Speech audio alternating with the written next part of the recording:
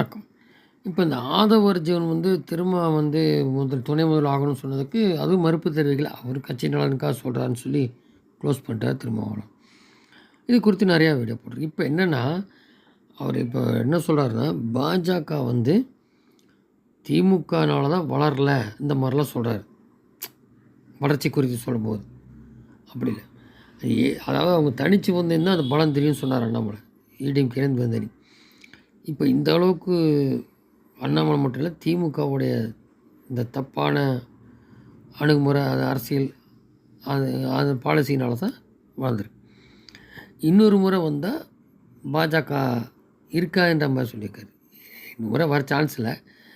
இனிமேல் திமுக இருந்தாலே அவ்வளோக்கு அவ்வளோ பாஜக வளரும் அப்படிங்கிறத மாற்றி சொல்கிறார். ஸோ அந்த கருத்தியல் எதிரி திமுகனால தான் ப்ளஸ் அண்ணாமலையோட உழைப்பில் இவ்வளோ தூரம் வருது.